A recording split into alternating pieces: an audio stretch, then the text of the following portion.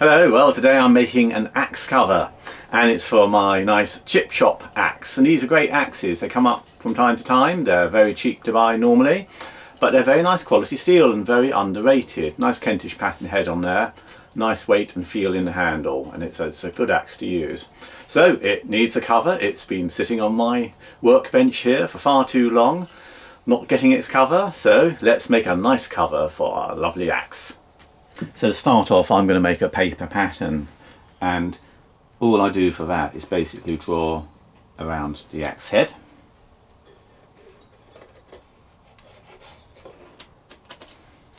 I'm going to make this a very simple, just slip over pocket. So what it will be a pocket of leather. You can visualise something like that, and then a strap around the handle. So it's a very simple construction I'm doing. I'm going to use some nice thick veg tan leather, so good heavy duty rough service leather this. So having drawn around it, what I then do is make a little bit of margin all around so it's not difficult to sort of fit in. So it's going to be something like this.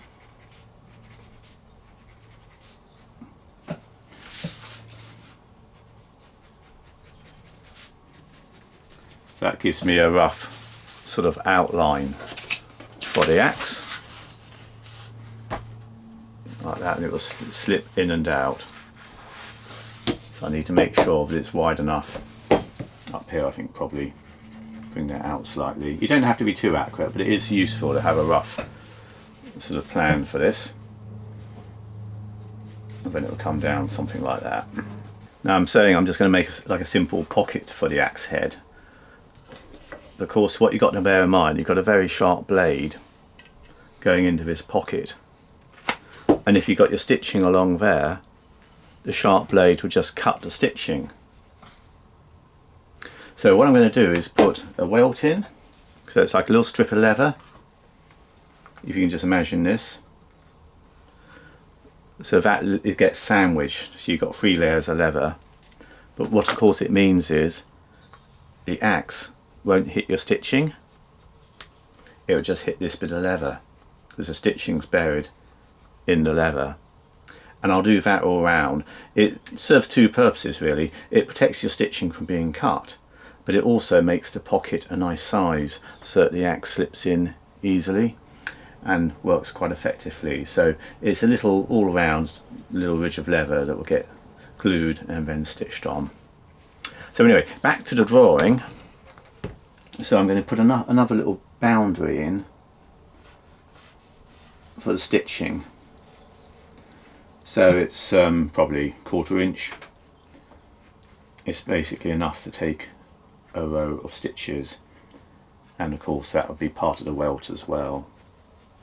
Can be a bit bigger, it doesn't matter.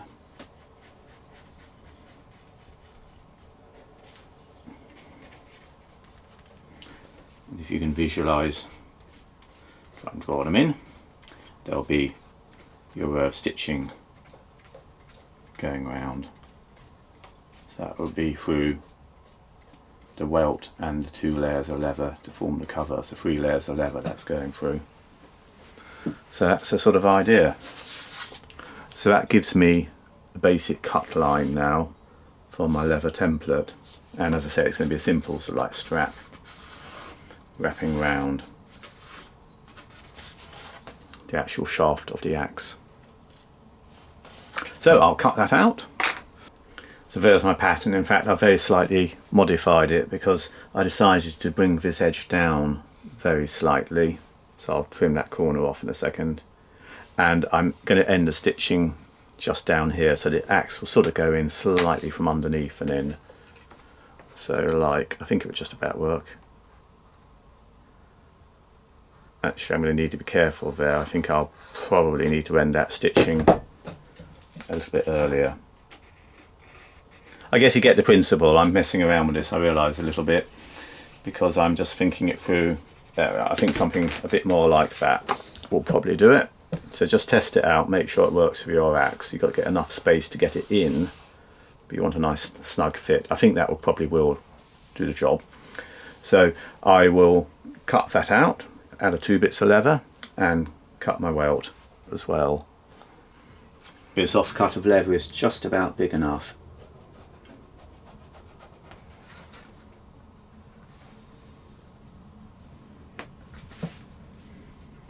It's a bit tight, that's okay.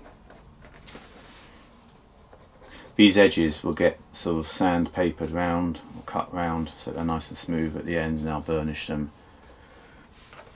So that's the sort of outline. I'll do the same for the other piece. And cut it out with my clicker knife. So you need quite a good knife. I find these little clicker knives are quite good for the cutting out. Just make sure it keeps the blade well away from yourself.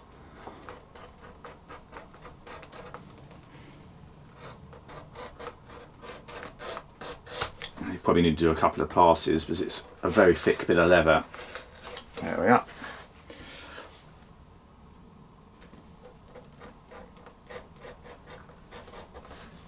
The nice thing about these little clicker blades is because they're quite slim, you can turn in and get curves quite well. You've probably seen me use the rotary cutters for a lot of the straight cuts that I do. But for curved cuts, the clicker is very nice. Guess they were used a lot in the shoemaking industry. That's my first cut. I'll carry on and do the same for the other bits. So I've cut out my welt. I'm just checking my axe fits around that. So you see the blade, how it will knock against that leather, not the stitching. And just check the fit of my top piece. So it becomes a 3-layer sandwich, a bit like that. So what I will do now, I will glue these layers of sandwich together with some leather glue. PVA glue works fine. And once that glue's dried, I will then sand around the edge to neaten it up a bit. And I'll just use an ordinary belt sander. You could use a knife, you could use ordinary sandpaper on a board. You don't need anything fancy. As I do woodwork, I'll use my belt sander, but just something to trim it round.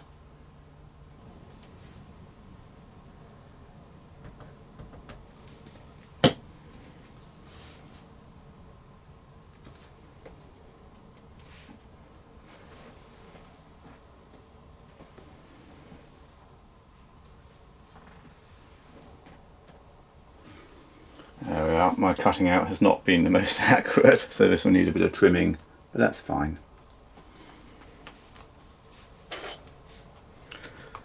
Just press that down. And I'll just put these little pegs around to hold it. So there you can see it's just gluing together. I've been having a bit of fun with this bit of leather. I had a little go at just drawing a horse, and it's sort of semi-stamped, semi-cut in, and then I've just dyed it using a paintbrush and brown leather dye mixed at full strength, 50% strength and 20% strength to get a bit of shading. But it's quite good fun. There's a little bit of drawing and just makes the cover a bit more interesting. I'm not quite certain where I'm going to fit my strap.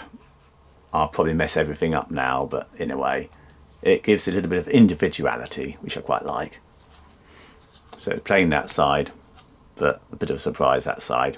Thought I'd just share that now. I haven't kept it other side showing. There you are. So the smoothed edge, that comes up quite well. Don't worry if you haven't got a sanding machine for doing that. You can just use a simple skiving tool like this, and that will get you a pretty nice cut edge. Or you can even just use a craft knife. You just have to take your time going through the levels. But if you have a belt sander, it's certainly quicker. So that's the shape I have. I'm going to be doing the stitching, so I'm going to sink a channel around the edge on both sides, and I'm going to use stitching chisels to make my holes for the thread. So I'll do that next.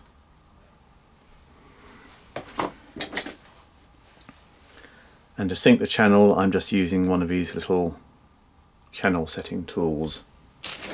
And it very effectively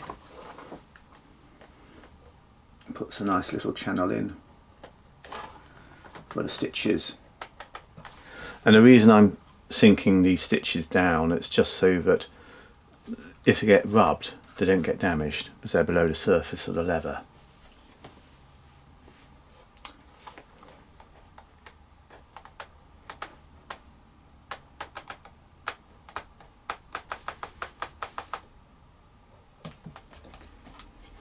So I'll do a couple of passes just to sink this down deep enough.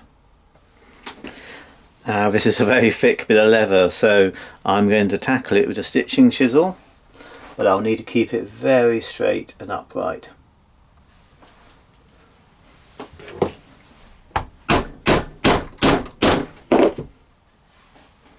Very well, I can just see it coming through there.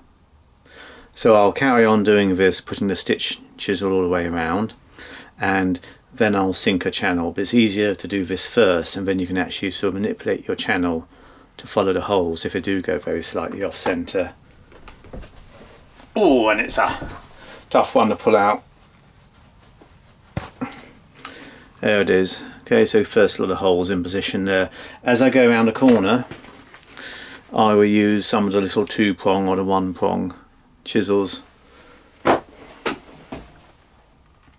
So it's like we're doing the belt film. you put the little stitching chisel into the last hole. Make sure, as I say, it's nice and straight and upright. And on you go. It's going through.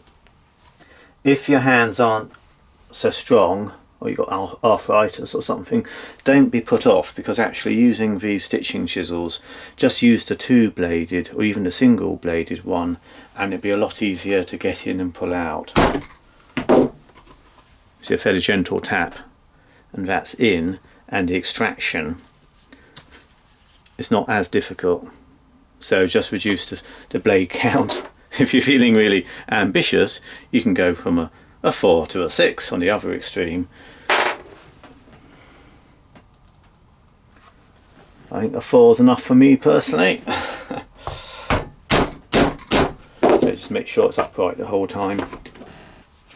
So I've put my stitch holes through, my stitch chisel holes through. I have sunk my channel for the stitching on the reverse as well.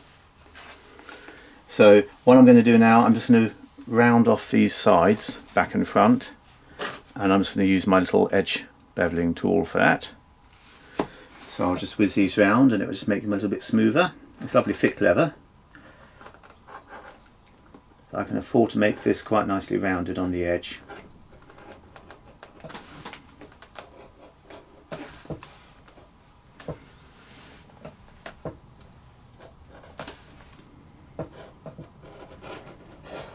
Now you may be thinking, oh, done that after doing the marking of the channel, and the reason for that is that you don't want a round edge when you're trying to line up your little channel digging tool against the edge.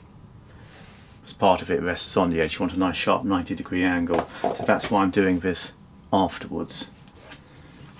I'm actually using a number 3 tool for this one, so it's quite a wide cut. On the belts I normally use a number 2. There you are. That's just rounded it all quite nicely. So I'm ready for the stitching now, and I'm going to do saddle stitch with 2 needles. And I'm going to use some more of this Ritzer thread. It's a nice quality thread, and this one's red, so it's quite a nice contrast as well. Sometimes called the tiger thread. But I quite like this thread. It's a 25. I've just threaded my needle with the thread, and I'm just going to lock it on by piercing the thread with the needle, making a sort of like a loop, pulling it through, and that will keep the needle nicely on the thread. I'm using 2 needles because I'm doing a saddle stitch, so I'll do the same the other end. This is 1mm thread, this one, and I think I said in the other films I've done, with the saddle stitching, make sure you always go in the same side. In my case, I'm going in from this side first at the bottom, and then going with your other needle back in the same hole but at the top, so that your stitches will look a lot neater if you always just replicate. So in this side, in the bottom of the slanty little hole, and then back out the top, the other side. I'm not quite managing that hole. There we are, that's it. And just make sure you pull the thread nice and tight between stitchings. So pulling it down and going up the top of the slot with the other needle. And like that you'll get a nice neat stitch. So I think I've said before, I'm saddle stitching this because it's the strongest form of stitching. If the thread does break, it's locked in by its neighbouring stitches. So I could put this on one of my sewing machines, but it's quite nice to take one's time. It won't take very long doing this actually, and just stitch away. Probably 40 minutes I'll be stitched here. Maybe quicker actually. I don't really care. I quite enjoy the saddle stitching, it's very relaxing. And it's quite satisfying really, getting a nice stitch quality. Most of these holes seem to have gone alright. It's one or two went slightly more awry, but you can sort of compensate for that to an extent. And also, if need be, you can always go over a hole with the awl, so just use a little diamond awl. One of those stitches awl.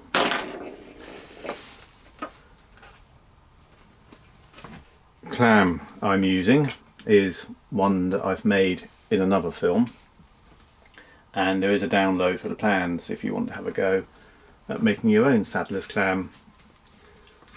It works well because it's got enough grip to hold your work, but it's not so tight that it marks your leather, because that's the thing you need to be careful with clams. And this one I've lined it with a bit of calf leather just to protect my work that bit more. But it is a nice thing. I'm just holding it between my knees and wedged through my feet, and it just holds your work at a nice working height. So I'm just coming to the end now. It's probably just worth saying at this stage, the needles that I use are Saddler's special needles, and they actually have slightly rounded tips on them, so they're not sharp, but they're just very slightly rounded. So it doesn't hurt to do that. And the reason they're not too sharp is if they were very sharp they'd actually sort of pierce the thread coming through, but because they're a bit blunt it sort of rolls off the thread. You'll notice also I don't fully pull the thread through, and that's partly so if it does get caught I can just pull the thread slightly and uncatch it from the needle. Right, so that's fully stitched around. I'm going to go back now a few stitches, just 3 or 4.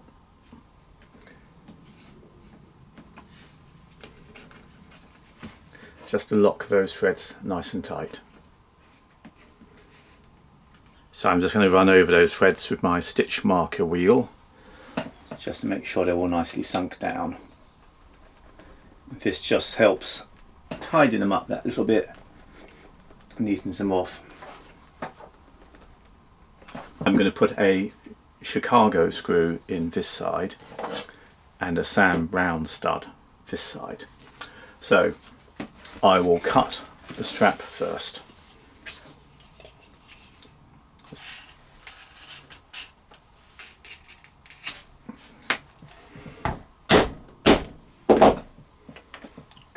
So this is the hole for the Chicago screw.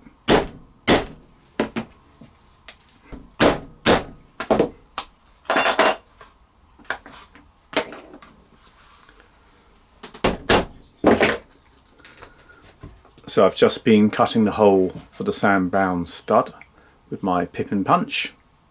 If you don't have a little pip and punch, just use a round punch and then use a craft knife to cut the slot. Does the same thing.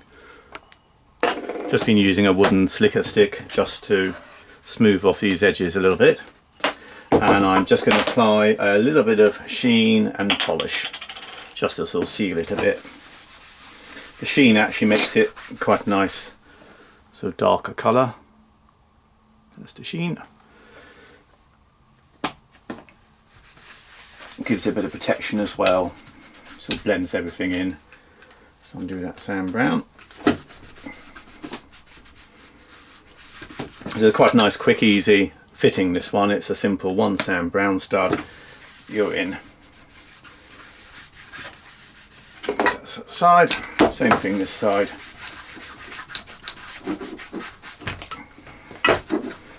And the strap as well.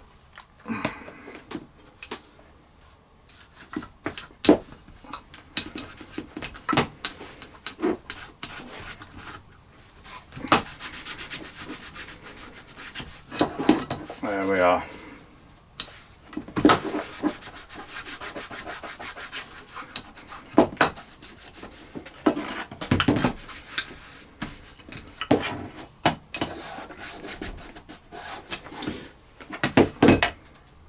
Oops.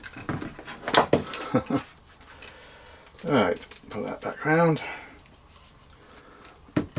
Strap on, and there you are. I'll let that sheen dry off a bit, and then I will just give it a final bit of wax with some snowproof. So got some snowproof there, which is quite a nice waxy polish for giving a bit of nice water protection as well.